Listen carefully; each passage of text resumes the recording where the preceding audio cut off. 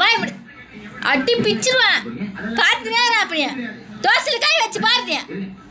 மூஞ்ச பேத்துக்கும் பேத்து வாய் பித்துக்கதா? ஏய் வாய் பித்துக்காத.